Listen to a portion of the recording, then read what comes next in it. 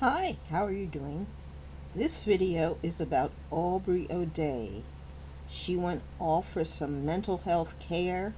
She went to Bali. She did all kinds of relaxation things and supposedly had some insight training. She even went to a nudist camp where people were having sex with the husbands of others. And she didn't say whether she had sex with the men, but I presume she did. Anyway, she has come back, and unfortunately, she is still stuck on her relationship with PaulyD and still has a lot of anger, as you'll be able to see from this video. I'm going to comment on some of the things she says and point out some of the things that she still needs to work on in order to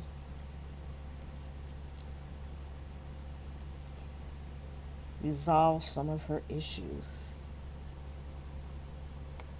Overusing sex in our relationship so that his dick would be so tired he wouldn't go girls on the. You just can't put your relationship in such a hostile mood where you're having sex basically to wear out the man so that for that reason he won't have sex with other girls.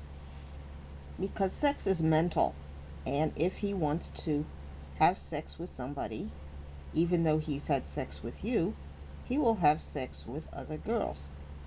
We know PaulyD from the Jersey Shore, and all they focused on in that show was a group of kids living in a cabin, and all they did was work a few hours, and then they would party every night.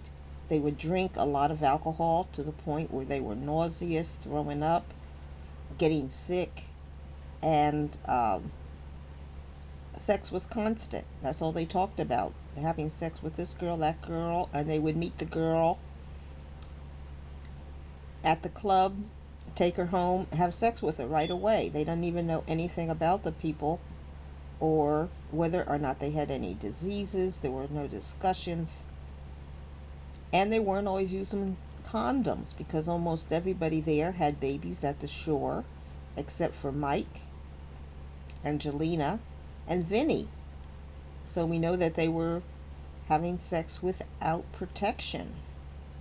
So what all happened, we don't know, but we know that these people were being trained to be hypersexual. And so this is something you would expect if you're going to have a relationship with somebody from the Jersey Shore. Weekends when he went to his events.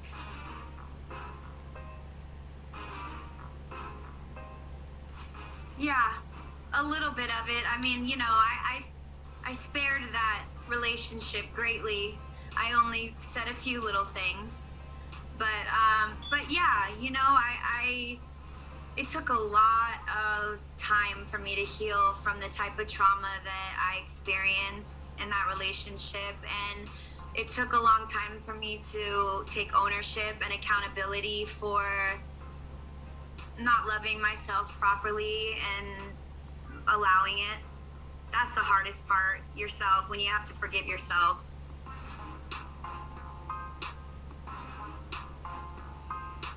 Well, I actually had written a good amount of this just in I journal every day. So I had actually written a good amount of this prior to after the relationship. I was in that space. I have a much wider perspective of life since Bali. And because my viewpoint is not, my vantage point is not as narrow, I'm able to have peace with speaking on the things I'm saying because I've taken enough time away from them to know what's true. And I think when you release something, especially a piece of art, you should never do it when you're trying to get back at somebody or you're angry or you want to hurt, when you have bad intentions. So I wanted to make sure that my intentions were just about appreciating a piece of music that could potentially speak to other women that understand what it's like to see somebody that you thought loved you and did certain things with you go on to the next girl and do the same exact routine. So she's saying right there that she has a lot of jealousy for his new relationship, and she's still hurting inside from him having moved on, and she's still stuck with her feeling of wanting to have a relationship with Paulie. Although that's over. Hold it, where is it? Okay.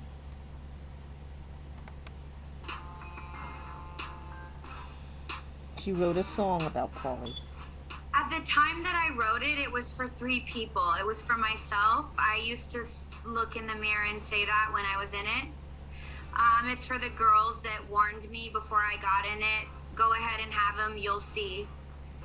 And it was for the potential girls in the future who maybe are in the place where I was standing up for all of it and making it look so beautiful from the outside, but really inside it was everything but. And also, like, by the way, like, my writing partner I wrote with, Marissa, she's had a similar experience. And she said, you don't know, like, she called me the other day and she's like, your lyrics I feel like you're speaking for me. And I love that she said that because I feel like it is so pointed, but it really is incredible how many women share that same experience of just seeing someone move right along, calling the next person the same pet names, waking them up the same way, all the little ingredients that make people think that they love them are the same ingredients. Okay, well, we know that most people... Their text messages. Consequences are a big thing for people that are in unhealthy relationships. We know that most people will move on to a new relationship, and of course they take their same personality to the new relationship. We would expect that. But here she has a lot of anger that he is portraying himself as the same person she knew, but having a better time in his new relationship. So that means that, you know, she is going to need some additional therapy to get over Paulie. And we know that if you're in Hollywood, as they were, and in that crowd, the men always like younger women. Now that Paulie's new girlfriend is about 20 years younger than Aubrey, and that's normal for that crowd. And usually when you're about 40, they go on to the next one. So if you're in the Hollywood scene, we know that. Even if we're not in Hollywood, we know that's the lifestyle. And Aubrey should know it too, because she's been around that for a long time. She also has an attachment with his daughter, and you should never get attached to the daughter or any children to the person you're dating, because you're not a parent. You are, until you're married, you're temporary. I'm just going to play the end of this.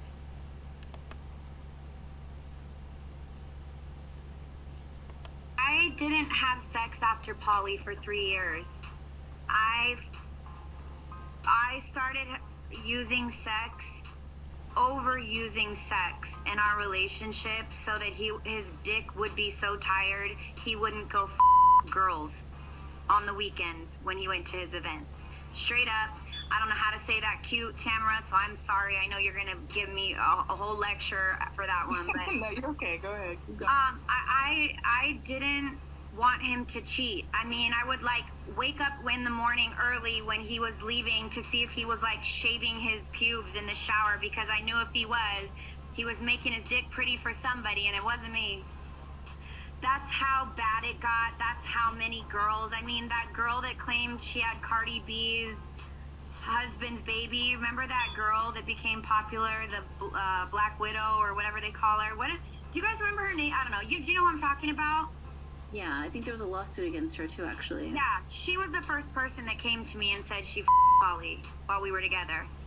And that was the very first girl I ever had to deal with, and there were many after that. And he would always, like, gaslight me into feeling like I'm making these things up and he's a celebrity and girls are crazy and they're just gonna lie. But it was like too consistent every weekend, same conversations. And if you're not guilty, then why are there parties happening where you take the girls' cell phones at the door? Because there was never really any phone proof, but there was always something coming at me. So and I've never been in a relationship like that. I've never been with a cheater. I've never had to be lied to and call girls and argue with them over did they have sex with my man. Like, it's trash. It's just straight trash. I hated doing it. It was so beneath me. When he went to his events. Now, what I'm Straight going to up, say, hold I don't on know just how a to say second. that cute Tamara. What I'm going to say is that she has not taken any insight because she was a cheater. She was dating Donald Trump Jr. when he was married and had a number of kids.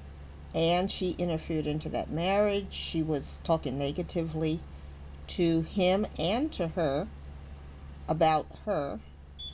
And so she was the cheater. So she spent years cheating, but she doesn't like it when she becomes the person who is being cheated on.